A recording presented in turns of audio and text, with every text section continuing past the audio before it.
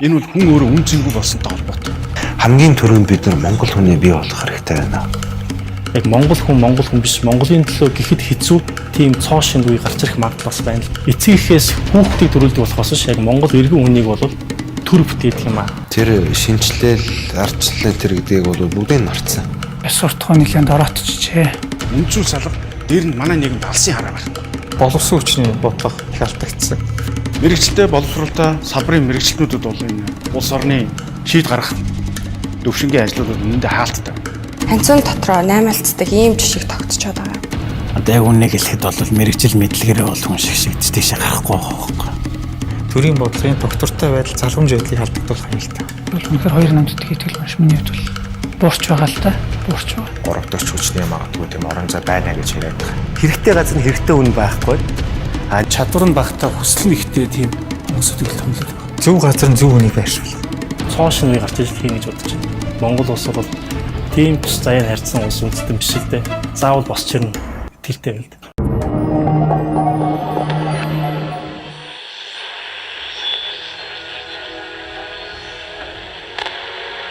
Үг хэлэх хэрэгчлөө өөрчлөлт шинжилгээг анхлан хэрэглэсэн нийгмийн давлгаа эдүгээ 25 жилийг ардaan орхин түүхийн шар хуудснаа баримт болон үлдэжээ.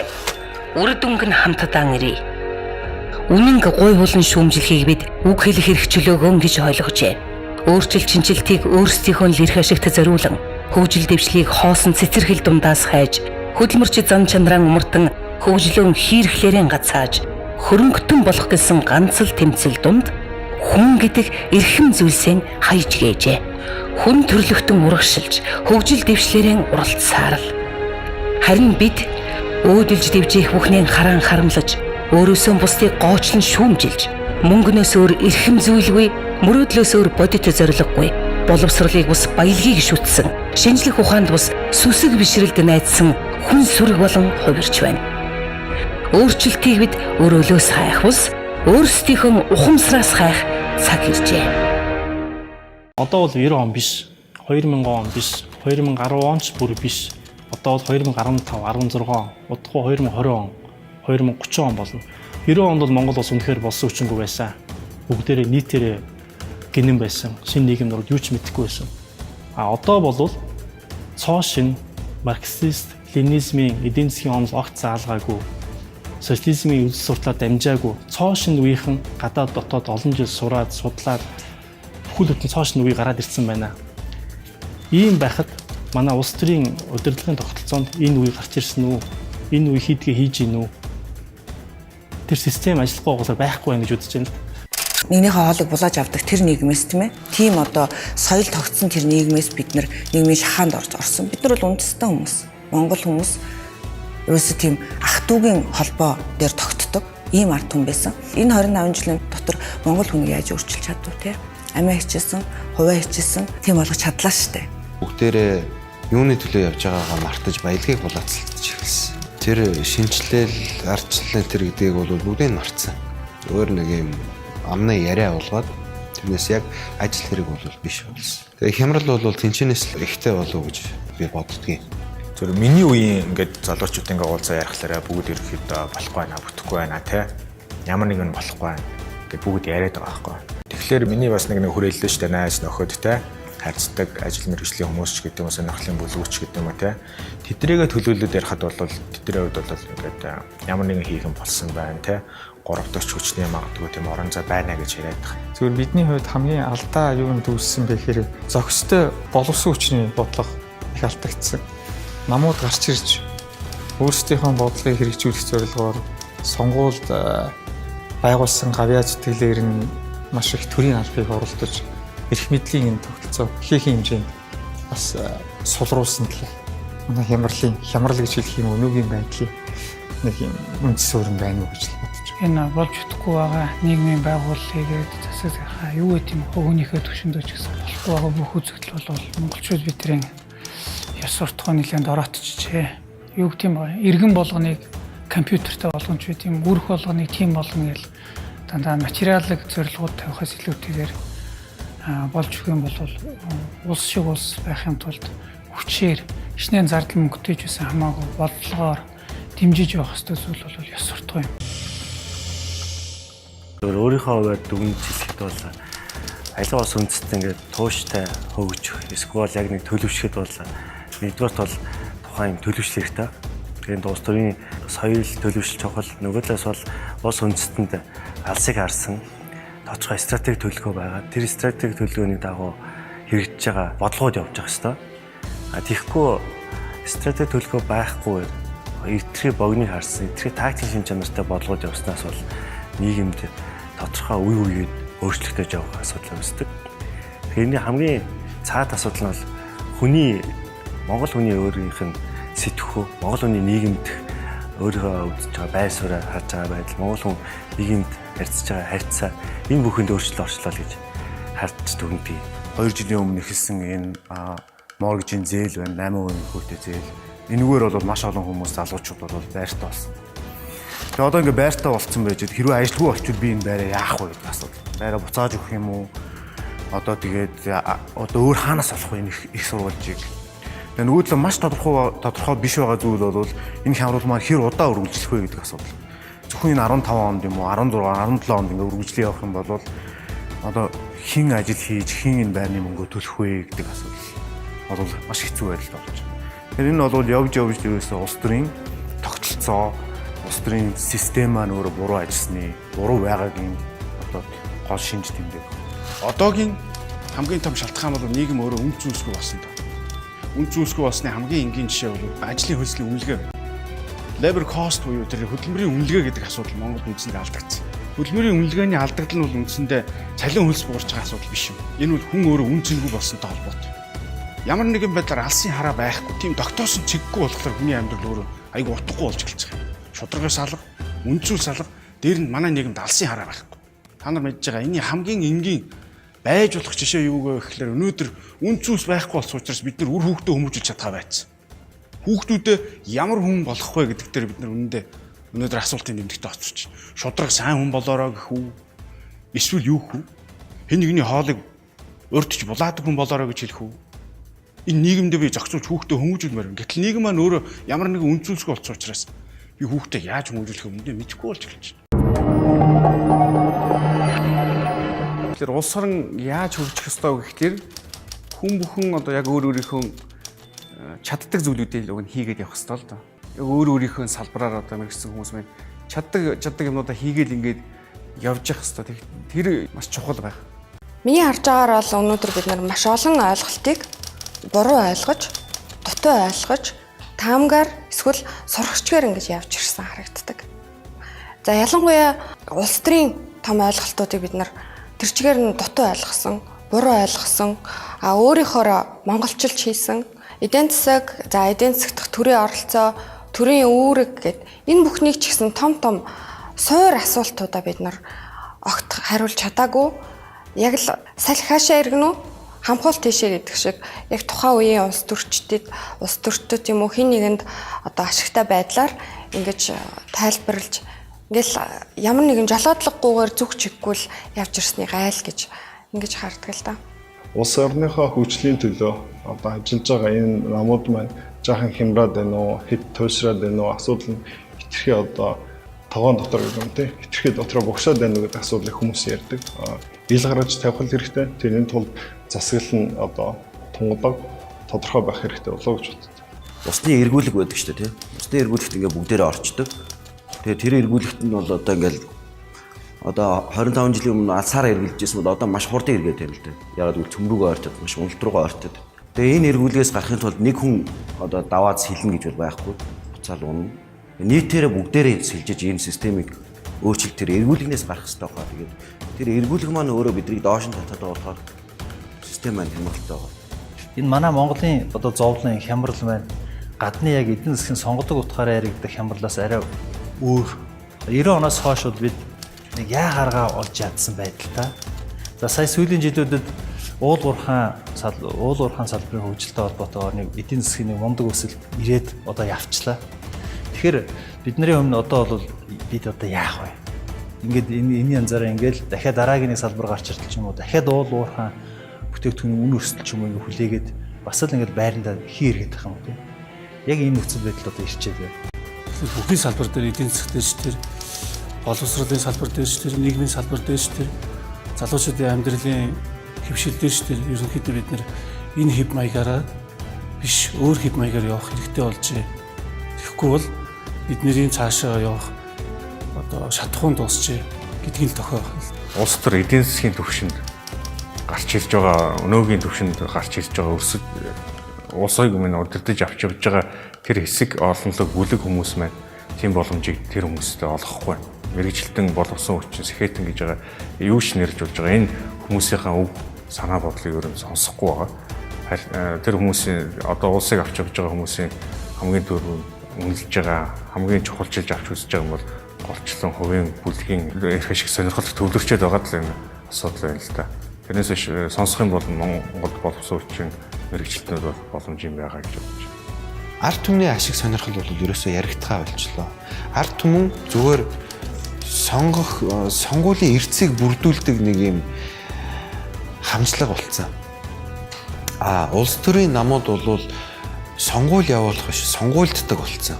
Тэгэл ингээ хэлчих юм бол энэ ингээд айгуу гоё бид нарыг хүлээж авах тэгэхээр ингэчий гэдэг. Тэгээ нэг юм жижигхэн залиар хэлж байгаа нэг ганц хоёр үгээр нэг юм телевизийн нэвтрүүлэг дээр нэг юм мессеж өгснөөр бүхнийг хэмжиж байна. Тэрнээс яг ухаан бодлоо уралдуулж манай улсыг цаашаа хөгжихэд ийм бодлого хэрэгтэй байна гэж ерөөсөө алсын бодлого ерөөсөө алсын хараа ухаан ерөөсөө харагдхаа болчлоо.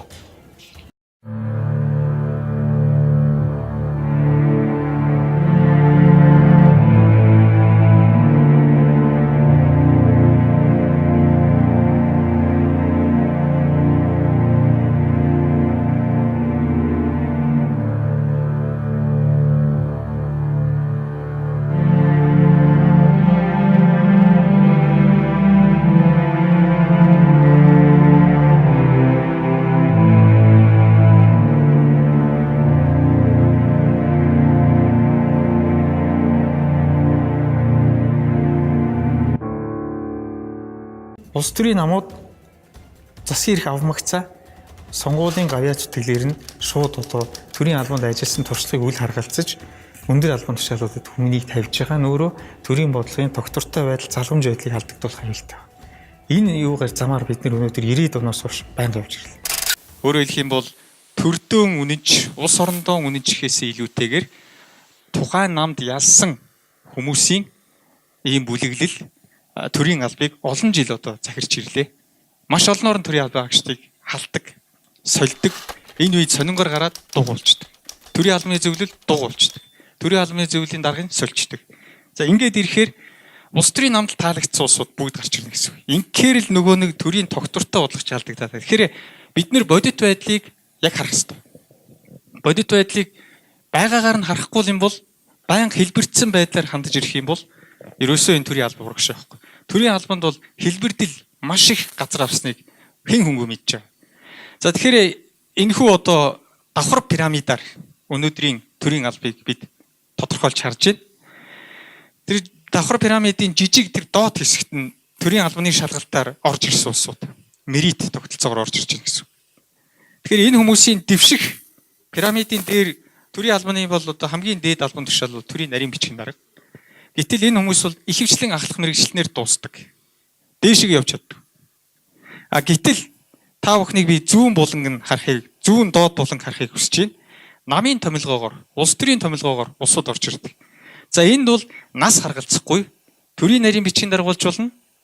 Ажилласан жил харгалзахгүй хэлтэс газрын дарга болж болно. Ийм чөлөөтэй одоо гал тэргээр ирэх юм бол бөөхэ.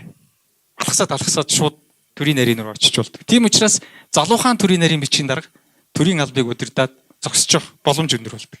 Би залуучуудыг шүүмжилж байгаа юм дэвш төрийн алба гэдэг бол хамгийн туршлагатай, хамгийн одоо муу үгээр хэлэх юм бол өгзөр маягийн. Улс төрчдийн үгээр тэр болгон явдаг. Гэхдээ үндэсний эрх ашиг, төрийнхөө эрх ашиг харж шийдвэр гаргаж ингэж явдаг л технократууд ийм хүмүүс байх хэвээр. Мэргэжлийн улсууд байх хэвээр. Шудлах хэлэхэд бол одооны 20 гаруй насны залуучуудын хувьд бол ерөөсөө бол амбиц гэж юу хэлээд байна гэхлээр тэр нөгөө мэрэгчлээ ур чадвартай сайн болох, мундаг болох, тэрнгээр одоо тэргүүлэх эрдэмтэн, тэргүүлэх мэрэгчлэлтэн болох гэдэг тийм эмийг амбиц гэж нэрлэхгүй нөхдүүд аль нэг нам дах болж өгвөл аль нэг жижиг албан тушаал дээр очих. Тэгээд тэрний тэгж очиж байгаа хүмүүсийн сонирхолд байх хөхөр бол авилга байдаг байлгүй те. Бид нар ч юм бол их өөр бодолтойгоор явсан улсууд учраас одоо тэр зорилго нь юу байдгийг мэдэхгүй. Ямар ч байсан ингээд хуйларж байгаа хандлагыг харахад бол ер нь тийм болцсон. Тэгээ дээр нь гараа сочдөг. Тэгээ амар гол нь зүгээр суухгүй тэд нар. Өстө өөрийнхөө самарж өгнө шүү дээ. Мэргэжлийн хүн олон жил ажилласан дуршлага янз бүрийн зөв юм зөтгүүлэхээр нөгөөх нь авч хэлцэхгүй буруу. Тэгээд өөрийнхөө эсвэл цаад өөр өвний даалгавраар ингээд буруу зуруу шийдвэр ажиллаад төрийн байгууллага ингээд буруу тийш нь ажиллаж байгаа. Энэ бол тэгэл үндсэн хямралын шалтгаан л гэж харагдаж байна. Хэвлэл мэдээллийн салбарт ажиллаж байгаа хувьд ингээд нийгмийн янз бүрийн төлөөлөлсөн хүмүүстэй уулзаа явж хахад ерөнхийдөө сайн нэртэй улс төрчтэй би бараг таарж байгаагүй. Дандаа бүгд муу нэртэй. Тэгээ ингээд дүгнэлтийгээд зөвхөн дотроо дүгнэлтийг харахаар ерөнхийдөө нэг тухайн намуудын боловсруучны бодлогод зөв буруу гэж нэг юм байгаад байгаа шүү. Хоёрт тухайн намд одоо юу гэдэг гишүүн болоод орцсон бодлогон барилж байгаа хүмүүсийн ур чадвар болон ёс суртахууны асуудал гэж байгаад байгаа шүү. Хичнээн одоо юу гэдэг сайхан бодлого систем хэрэгжүүлэх гэсэн нам байлаа гэсэн тэнцэн тэр системд маач болохгүй өөрөөр хэлбэл таарч тохирохгүй эсрэг одоо юу гэдэг байр суурьтай хандлагатай хүмүүс орцсон явж байдаг. Тэгээд тэр системийг баг багаар эдээ явж байдаг. Хичнээн сайхан одоо юу гэдэг зөв ёс суртахуунтай залуучуудын бүлэглэл байгаад байдаг. Аль нэг тэр нам руу ингээ орох гэхлээр нөгөө хүний нөөцийн бодлого тэдний үнцэн үнэлэмжтэй огт таарахгүй байгаа. Тэдний хоёр талын байгаад байгаа л гэж хараад байгаа. Улс төрийн томилгоо гэдэг бол хүнийг чадлаар нь мэрэгчлэр нь тэр алсын ухаан нь юу вэ нү те юунд хүрэх гээд байна уу гэдгийг харж иж хүнийг томилдог. Одоо тэр томилж байгаа хүмүүсийг харахаар бол юунд хүрэх гээд байгаа гэдэг нь бол айгүй тийм ямар ч байсан алсын юм хараагүй байна гэдэг нь их тодорхой байна. Ер нь зүгээр бас нэг сөрөг тал нь ер нь улс төрийн бохир үйл ажиллагааны нэг муухай тал нь болохоор үлгэр болоод идэв. Одоо өнөөдөр магадгүй улс төрд орж байгаа тэр залуучууд чинхүү энэ зөв сайхан бодлоор орж ийн үгүй бол мөн л нөгөө хүмүүсээс үлгэр аваад тийм ээ завших сойр нуралтай байна уу гэдэг ялгаж залгаад бэрх байна л. Гэхдээ энэ бүх өгөгдөл нөхцөл хийгээд өөрийнхөө чинхүү хүсэл аль алийг нь тооцож чадсан. Хоёрдугаарт өөрсдийнхөө бие биенийхээ энэ итгэл үнэмшлийг мэдэрч бие биентэй итгэж чадсан ийм залуучууд гарч ирээсэй гэж Монгол хүнийхээ хувьд залуу хүнийхээ хувьд бол бүлээлтүүл байдаг. Хэрэгтэй газар нь хэрэгтэй хүн байхгүй. Нэг хэрэгтэй хүн байгаад нөгөө хэрэгтэй хүний тоор бүхэлдэн багаараа бэлтгэгдсэн мэрэгчлэн байхгүй бол тэнд бол юу ч их болцоог болж. Төрийн түвшинд доор мэрэгжилтэнгүй үеийн хийж байгаа судалгааны ажлууд бол хийгдэж байгаа гэж бодож байна. Хамгийн гол нь тэрийг бол бодлогын шийдвэрт тэр тусгагдж байна уу гэдэг маань бол маш асуудалтай зүйл. Энийг бол жишээлбэл ганц хоёр жишээгээр тайлбарлаж болж байна. Одоо жишээлбэл нүүрсний үн одоо ингэж хэлбэлцлээ тийм ээ 100 гаруй доллараар зардаг байсан нүүрс өнөөдөр 30 хэдэн доллар болчиход явж байна. Энийг одоо жишээлбэл энэ чиглэлээр ажилтдаг судлаачд хараагүй юу гэх юм бол би харсан л гэж хэлнэ. Энэ нүүрсний үн өөрөө бол маш хэлбэлцэлтэй зүйл байдаг. Мэдээж нөгөө талдаа бол зэсийн үн бол өөрөө маш хэлбэлцэлтэй зүйл. Тэгээд энэ хэлбэлцэлтэй юм дээр бол мэдээж бид нэр алийг нь дагах вэ тий хамгийн дээд цэг дээр очисон юмыг дагаж бодлого боловсруулалтаа хийх үү эсвэл энэ дунджийг дагах юм уу эсвэл арай жоохон болгоомжтой хандлага аваад жоохон дунджаас доогуур дүр зургийг авч ашиглах уу гэдэг юм тийм. Тэгэхээр судлаачид маань энийг бол харж байгаа. Энэ бол төрийн бодлогод хамгийн гол нь сууж өгөхгүй байна л гэж хэлж байна. Салбарын бус хүмүүс салбарт толгоолоод явдаг. Тодорхой салбарт ахиж дэвшил гаргаж үзээгүй. Ямар нэгэн байдлаар биечүүл хийж үзээгүй хүмүүс өнөөдөр шийдэл гаргаад явдаг. Энэ нийгмээс ийм нийгэмд бид нар хурж ирэхгүй байсан. Угаасаа яг салбарын сайн мэрэгчлэнүүд бол улс төржөөд байдгүй. Яг үндэ миний харж байгаагаар бол тэднэрт улс төр бол нэг сонирхолтой салбарч биш. Тэгээд нэгэнтээ бидний тогтооцсон байгаа энэ одоогийн тогтолцоо маань өөрөө заавал тэр улс төрийн шат амжилгаар дээшээ явахгүй бол мэрэгчлэнүүд орддгүй.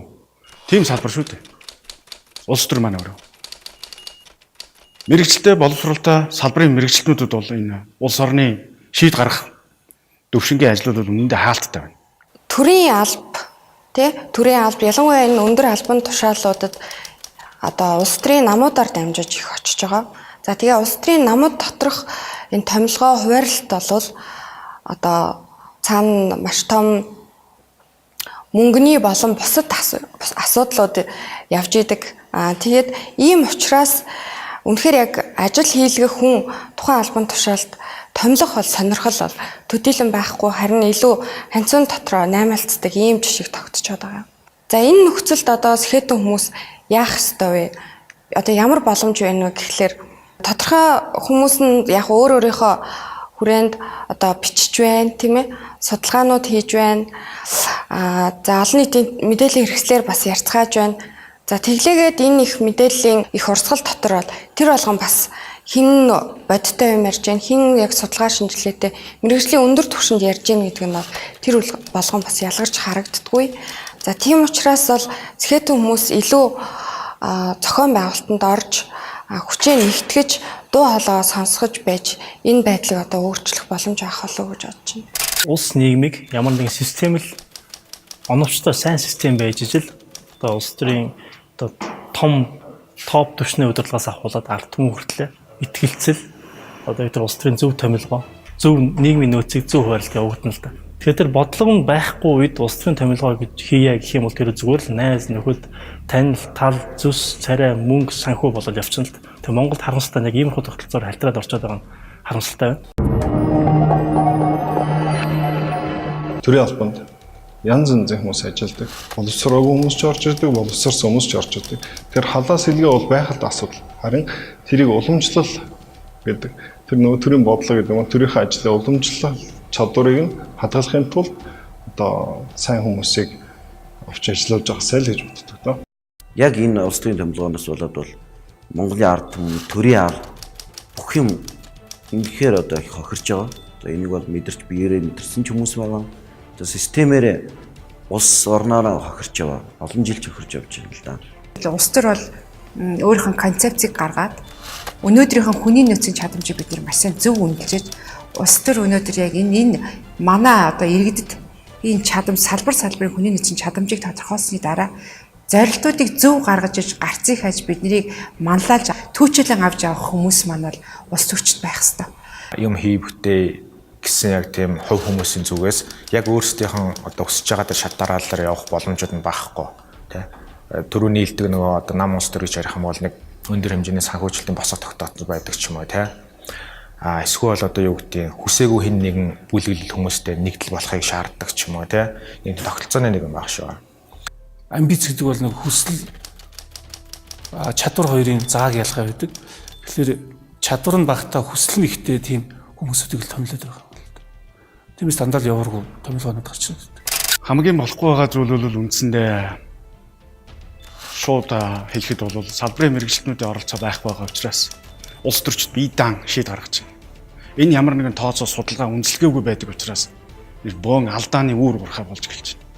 Та нар хийж байгаа гэрээнүүдийг харж болно. Манай хийж байгаа шийдлүүд байж болно. Хамгийн гоц жишээнүүд гэх юм бол гаргаж байгаа шийдүүд нь илүү одоо генти улс төрчдийн баг одоо сэтгэл санаанаас гаргасан ч гэдэг юм уу эмоцоор хийгдсэн шийдвэрүүд байгаа учраас улс өөр үнэлгээ муутай. Ирээдүйд гарах урхаг нь бол одоо та бүхэн харж байгаа, билээхний харж байгаа ямар гэрээнүүдийг бид яаж хийсэн, ямар байдалтай явж ирж гэнэ үү. Салбарын мэргэжлүүд өгүүлэгдэж байна. Дээр нь эдний оролцоо бага байна. Гуравт нь манад бол яг юмдаа ярих юм бол салбарын мэргэжлүүд цөөхөн байна. Одоо яг үннийг хэлэхэд бол мэргэжил мэдлэгээрээ бол хүн шигшигдэж тийшээ гарахгүй байгаа байхгүй. Аль нөгөө нэг нам одоо янз бүрийн залуучуудын байгууллагч гэдэг юм ингэж явж байгаа ингээ нам ам гэдэг ингээ дамжаад явчихсан. Тийм хүмүүс яваад хаас биш. Үнэхээр мэргэжилтэй мэдлэгтэй чадaltaй энэ салбарт бодлогыг боловсруулад энийг цааш нь чирээд явах, энэний хөдлөө санаагаа зовох ийм хүмүүс бол гарч ирэхгүй байна. Хөгжлийг материаллык талаас нь эрэлхийлсэн бидний өнгөрсөн 25 жил нийгмийг ёс суртахуун үнэт зүйлс зориг тэмүүллээс нь хэд хол алсруулжээ.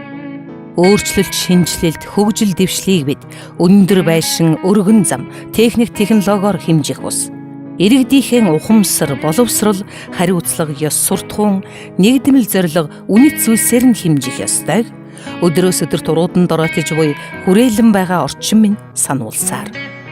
Өндөр хариуцлагатай мэдлэг боловсролыг эрхэмлсэн хүсэл тэмүүллээрээ зэвсгэлсэн мянган мэргэжил боловсролтой шинэ үеийнхэн эх орнон зөв хандлага, хөгжил дэвшилт хөтлөхөөр зорилгоо нэгтгэх цаг иржээ. Хамгийн түрүүнд бид нар Монгол хүний бий болох хэрэгтэй байна.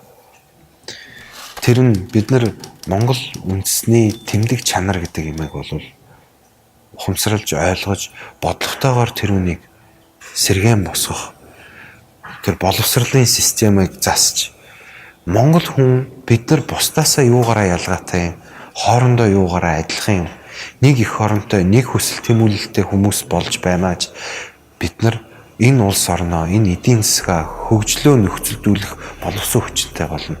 Тэрнээс нёгийг үзэн ядаж харааж зүгсэн, дайралтсан тийм хүмүүс бол хизээч юм бүтээхгүй гэдэг бол судалгаагаар бол тодорхой харагдсан зүйл юм. Тэрнээс зүгээр нэг юм сэтгэлийн хөөрлөөр яриад байна, тийм ээ. Яг монгол хүн биш, Монголын төлөө гэхэд хэцүү тийм цоо шинг үе гарч ирэх магадлал бас байна л. Өөрөөр монгол хүн эвдэрч байна. Тэрийг монгол хүнийг эцэг эхээс хүүхдийг төрүүлдэг болохоос ш яг монгол иргэн хүнийг бол төр бүтээдэг юм аа. Төр үндэснийхээ хүслийг биелүүлэхийн төлөө монгол хүнийг зориудаар бүтээн хүмүүжүүлдэг. Одоо 10 жилийн хүүхдүүдийг нөгөө бидний яриад байгаа нэг хүнийг хүн болгох гэдэг талын тэр хүмүүжлийг өгөхөөсөө байчиж. Дээр нь тэр тусмаа бүр нөгөө монгол хүн хөгжүүлнэ, бий болгоно гэдэг тэр ойлголтоо ерөөсөө өгөхгүй. Яг ерөнхий эрдмийн нэг юмнууд ингээ ерөнхийд нь чихээд шахаад байгаа юм шиг боловч гэхдээ бас бидний үед үздэг байсан шиг чи нарийн орохгүй болох шиг. Нийгэм хүнээ бодох ёстой. Хамгийн түрүүнд. Улс оронд хамгийн том баялаг бол хүн нь өөрөө. Энэ хүнийг яаж, энэ хүнийг одоо ямар нэгэн байдлаар өөрийг нь үнсэнтэй, өөрийг нь үнэлүүлдэг шудраг тим системд энэ хүмүүсийг амьдруулахгүй бол нийгэм өөрийнхөө хамгийн үнцэн зүйлсийг алдна. Бидний эрхэм зүйл бол Монгол хүн. Монгол хүнийхээ л одоо эрүүл тэгээд боловсралтай тэгээд эх орныхоо төлөө, улс орныхоо төлөө гэж боддог тийм чин сэтгэлийг нуудан сайхан байжуулсан ийм баяжсан хүнтэй байгаасаа. Ер нь үнд зүйл гэдэг чинь хүн хүний л хоорондын харьцаа штэ. Хүн хүнээ дээдлэх, хүний төлөө гэсэн байх л те. Нийгэм төр чигээрээ Монгол хүний төлөө байх хэвээр, Монгол хүн Монгол хүнийхээ төлөө л байх хэвээр. Энэ л бол үнд зүйл. Тэнд нэг хүүхэд өсөж чинь те. Тэнд нэг амьдрал нэг Монгол хүн одоо ядуудаа болоод өгч чинь те. Тэгэхэд яахчгүй л шүү дээ. Монголчуудын хамгийн үнэт зүйл Монгол хүн өөрөө л дээ. Аливаа улс оронд одоо хүн гэдэг бол өөрөө хамгийн үнэт баялаг нь учраас та. Тэр хүнийг хөгжүүлэх ёстой. Хүнийг хайрлаж хамгаалах ёстой. Хүний эрхийг хамгаалах ёстой. Өөрөөр хэлбэл тэрийг амьдрах одоо инкубатор нь өөрөөр хэлбэл хүлэмж нь Монгол орн өөрөө байх ёстой. Монголын нийгэм өөрөө байх ёстой. Тийм сайн нөхцөлд зөв газар, зөв хүмүүжсэн улсын иргэд буюу тухайн улсад улсынхаа хүнд ямар ч одоо үнэт зүйлийг өөрсдөө хөгжүүлж чадах тийм сэтгэлгээтэй тийм хүмүүс болдог. Аливаа хөгжлийн гол хамгийн тулгуур баг нь бол ерөөсөл хүний нөөцийн чадамж чадахын асуудал. Салбар болгоны хүний нөөцийн одоо чадамж чадахыг бид нар бол харилцан адилгүй хэмжих ёстой. Энэ тухайн хүний харилцаа, хандлага, чадамж за тэгээд энэ мэдлэг нийлж иж тухайн хүнийг одоо хинбэ бүтээмжтэй хүний нөөц гэж ингэж харж болно. Яг иргэдийн дунд нийт олныг би төлөөлж хэлж мэдэхгүй ч гэсэн өөрийнхөө жишээнд харахад бол үнийг хэлэхэд зүгээр Монгол улсын жирийн нэг иргэн тийм ээ. Энэ зүгээс хэлэхэд бол үнэхээр хоёр намд итгэл маш миний хувьд бол буурч байгаа л да.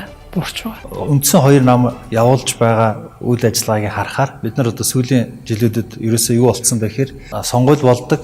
Тэгээд дараа олон хавч чаддгүй болохоор нийлээд одоо манайхаа яриад байгаа шүү дээ маран болцдог гэдэг. Тэгэхээр уул нь энэ хүмүүс чинь анх сонгуульд намууд маань сонгуульд анх гарч ирэхдээ мөрийн хөтөлбөр гэж нэг юм гаргаад тэрэн дээр хүмүүс одоо ийм тэрэн дээр одоо төлөвлөгөө мөрөөдлөө ядаж бичээд тэрний төлөө ажиллана гэд одоо хүмүүс сонгодог. Тэгээ очиод нийлээд тэр хоёр мөрийн хөтөлбөрийнхээ дундаас нь хэрэгжүүлж яана гэдэг ингээд нэг бантангийн хотгосон байдалтай юм болоод байгаа болохоор ер нь хүмүүсийн итгэл намуудад итгэл буурч байгаа болов гэж би хувьдаа зүгээр таамаглаж байна л да. Энэ хоёр нам маань болохоо болчлоо гэдгийг хүн бүрэн харж байна. Гэхдээ бас дахиад нэг мууг нөгөө муугаар бас сольж болохгүй. Зүгээр л нэг ямар ч хамаагүй нэг гуравдагчл бол одоо хинч байсан яах вэ гэдгийг бол бид нар бас тэгж алдаж болохгүй. Тэр гуравдагч хүчин хэн байх хэвээр юм бэ? Ямар үндсэн дээр тэд нар ингэ цугларсан байх хэвээр юм бэ гэдэг нь өөрөө маш чухал асуудал. Тэр бол хөдлөх хэрэгтэй юм. Хөдлөхдөө бид нар нэгдээд арай мэрэгжлийн төвшөнд арай мэрэгжлийн дуу хоолойгоор сонсгох хэрэгтэй байна л гэж ойлгож байна. Бидний бодоос итгэдэг байгаа юм яваад төр дээр очиж тулчиж байгаа байхгүй гацчихж байна. Тэгэхээр энэ бүхнийг өөрчлөх, энэ бүхнийг шинээр хийх сэтгэх хүмүүс нь яалч байхгүй мэрэгжилтнүүд, салбарын мэрэгжилтнүүд. Тэгэхдээ тэр салбарын мэрэгжилтнүүдийг чөлөөтэйгээр юмаа хийх боломжийг маань төр өөрөө хангаж өгөх ёстой гэж би бодоод байгаа. Одоогийн нөхцөлд бол тийм нөхцөл нэрээс хангахдахгүй байна л да. Үнэхээр боловсралтай, мэдлэгтэй, тэгээ дээрээс нь сэтгэлтэй энэ улс орныг өөдөн татъя гэсэн ийм хүсэлтэй энэ хүмүүс нэгдээд үнэхээр нэг өөр хүчин гараад энэ нь тэгээд яг тэр зарчмаа бариад хамгийн гол нь зарчмаа тий. Бол хоёр хүчнээс одоо хүлээгээд хүн хэдийн удаа хүлээх вүтэй тий. Хүүхд төрүүлсэн бол 25 настай 90 цент хүрсэн залуу болчихлоо ш. Ер нь ингээл янз бүрийн санаа оноо шийдлүүд яригддаг. Гэхдээ эцээцт бол тэр ярьж байгаа бид нэр хийх систем байна л гэдэг л одоо тийм юмд хүрч байгаа байхгүй. Ямар нэгэн байдлаар оролцоод акшн хийж энэ дотор орж өөрчлөх гэж оролдохгүй бол одоо нугаас утгаа алдчихлаа. Зүгээр ингээд яриад хүнд хэлээд нөгөөхийг хэн нэг нь хийх юм шиг бодоод те ингээд явах юм л одоо үс. Бүтгээ олжжээ. Тиймээс одоо тэр өөрийгөө ухаантлаг сэхэтэн гэж бодож байгаа нөхдүүд минь жаахан хөдлөөчээл гэж одоо хэлэх гэдэг л дээ. Зүгээр энэ болохгүй байгаа юмыг харсаар байж ээж, нүд үзсээр байж ээж тэрүүнийг юу ч болоогүй юм шиг ингээ гар хонхын суух нь бол манай улсыг үндсэндээ одоо суурлийн ирмэг дээр авчирчлаа. Тэгээ энийг магадгүй яг ажил хийгээд явж байгаа хүмүүс тэр болгон харагдахгүй байж болно. Гэхдээ манай Монгол улсын тусгаар тогтнол бол үнэхээр ихэгзэгтэй үе дээрээ ирчихсэн байна. Тэгэхээр зүгээр одоо энэ надад хамаагүй гэдэг одоо би ч гэсэн өөрийнхөө ажил төрлийг хөөгөөд ингээд явах юм бол болно л доо. Гэхдээ үнэхээр бид нар маш хүнд үе дээр ирчээд байгаа гэдгийг бол хүн болгон одоо ухамсарлаасай. Зөв газар нь зөв үнийг байршуулах. Тэгээд үздэл үнээр явагчийг үргэлж өөдөн дэмжигтэн гэдэг Чингис хааны сургаал. Өнөөдөр манай нийгэмд яг үздэл үнээр явагчт нь дандаа дээшээ гарч ирч чадахгүй тийм ээ. Зөв газараа байршиж чадахгүй байгаад бас манай нэг эмгэнэл оршиж байгаа л доо. Тэгэхээр энэ Чингисийн үгийг бид их сайн санах хэрэгтэй юм шиг байгаа юм. Өнөөдөр дээшээ гарч ирсэн хүн болгонд за аргагүй дээ. Наадах чинь энэ салбарыг босгож ирсэн хүн. Ингийн зүйтэй гэдэг ийм яриаг би их ховор сонсдог тийм ээ. Энд ямар сонин хүн гараад ирвэ? Хаанаас гараад ирвэ? Хинд мөнгө өгсөн юм бол гэдэг талаас нь дандаа хардаг. Тэгэхээр зүгээр маш энгийн үздэл үнээр явагчт нь үргэж дээшээр явдаг нийгмийг л бий болгож. Тэрийг бусд нь хүлээн зөвшөөрч чаддаг байх хэрэгтэй. Хэрвээ систем ажиллахгүй бол цоошин систем бий болох хэрэгтэй. Цоошин систем бий болохын тулд заавал хувьсгал хийж өмнөхөө нурааж устгаж алс талах шаардлага байхгүй. Цоошинээр улс төрийн нам ч юм уу, улс төрийн хөдөлгөөн ч юм уу яг эрүүл саруулаар тийм хүчин, тийм олонлог, тийм хамт олон, тийм бүлэг бий болох ёстой. Тэр бүлэг бол цоошинээр одоогийн хуучин коммунист намын системээр суурилсан намын тогтолцоог хуулахгүйгээр цоошинээр хийх хэрэгтэй. Тэр цоошин системээс яг тэр цоошинд бодлого гарах хэрэгтэй. Зөв бодлого гарах хэрэгтэй. Зөв бодлого гарч ирээд үнэхээр тэр олон судалсан, мэдсэн, асуудлаа ойлгож байгаа үеийнхэн гарчиж ярилцж чадах юм бол итгэл үнэмшил төрж бий болно. Энэ итгэл үнэмшлээд суурилсан бодлогыг хэрэгжүүлэх гэхэд бол хүссэн хүсээгүй бид нар танил тал найз нөхдөд биш чадах хүнийг л томилхоос аргагүй болно. Аль үеийг илүү их манлайлах ёстой вэ? Аль үеийн хүлээсэн үүргээ одоо биелүүлэх ёстой вэ гэдэг дээр хамгийн гол асуудал байна л да. Хүлээсэн үүрэг гэдэг маань юу вэ гэхээр энэ зүйлийг хийх ёстой болцоод байна. Энэ зүйлийг хийх хэрэгтэй юм байна гэдгийг мэдж байгаа тэр үеийн л хийдэг. Яг салбартай, тухайн салбартаа чадамжтай, мэрэгсэн тэр хүмүүсийн дуу хоолой, тэр хүмүүсийг шийдвэр гаргах төвшөнд ажиллуулах энэ тогтолцоо, хүний нөөцийн бүрдүүлэх тогтолцоо бүх салбарууд хамгийн чухал. Өөрийгөө золиослоод Монгол улсаа аврах, төрөө аврах, улсаа аврах сэтгэлтэй залуучуудыг мэдлэгтэй чадвартай хүмүүсийг цөөхөн тэр нь олон хүн байх албагүй. Цөөхөн тооны тийм чадварлаг хүмүүсийг хариуцлага өргүүлэхээр төрд гарах хэрэгтэй л гэж бодож байна. Тэгэхээр манай Монголын ард түмэн маань уламжлалж ирсэн их тийм уужуу тайвуу алсыг харж юмыг шийддэг тийм сайхан ард түмэн байгаа шүү дээ. Тэгэхээр энэ усуудыг маань ингээд түүчээлээд манлайлаад аваад явах шинэ хүчний энэ улсын минь аваа явах үнэхээр шинэ үзэл баримтлал маш их өгүүлж байна. Эднэрийг бид нэр одоо яг өнөөдөр бий болгож чадвал улс орны маань өсрөнгөө хөгжил өнөөдөр магадгүй 20 жилийн хөгжлийг 10 жилийн хөгжлийг 5 жилийн хугацаанд хийж чадах тийм боломж нөхцөл Монгол улсад байгаа гэж. Тэгэхээр тэр шинэ бодлогыг хэн гаргах вэ? Магадгүй хар залуугаар улс төрд орсон дандаа улс төр хийж явсан хүн бол хэдэж уншиж амжихгүй, бодож амжихгүй хийнгээ сурна гэж байгаа бол одоо энэ ялангуяа 2016 оны Монголд бол ерөөс тохирохгүй байна. Энийг халидын бодцсон, уншсан, боловсрцсан, судалсан ийм цоо шин үе гарч ижил хийнэ гэж бодож байна. Үеийн үед бол Монгол улс түүхэндээ нэлээд хэдэн удаа хүнд байдалд орж байсан, мөхөнгөө дөхөж байсан, авилгал идэгдэж байсан, ер нь мөхөө дөхөж байсан, тэгж бичүүлж байсан.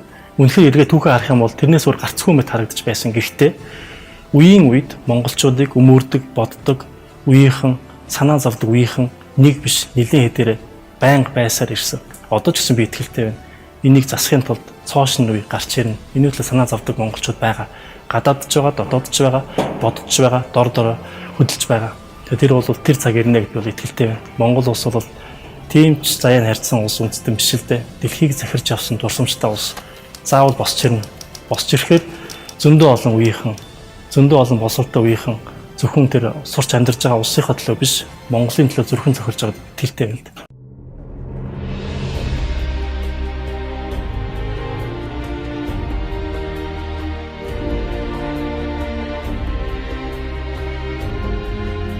Тийм ээ. Хүсэл тэмүүлэл Монгол хүмүүрийн зүрх сэтгэлд цохилж байдаг. Их орж үзэл, бие нэгдэл, өндөр ёс суртахуун, хариуцлага, мэдлэг боловсролыг дээдэлсэн нэгдмэл үнэт зүйл маргаашийн хүчирхэг хүн төвтэй Монгол улсыг бүтээн. Хувь хүний бус нийтийн эрх ашиг үнэт зүйлсийг эрхмэлсэн хөгжингүй хүчирхэг Монгол улсыг бүтээх мянган залуус эх орныхоо маргаашийн ирээдүйн төлөө үр хүлээхэд бэлэн болжээ. Хариуцлага, боловсрол, ёс суртахуун бол бидний давуу тал. Нэгдмэл зорилго, хүчирхэг алсын хараатай нийгмийг бүтээх нь бидний хүсэл, үр хойчтой зөв хандлага, өсрөнгүй хөгжил, хүчирхэг эх орныг өвлүүлэх нь бидний зорилго.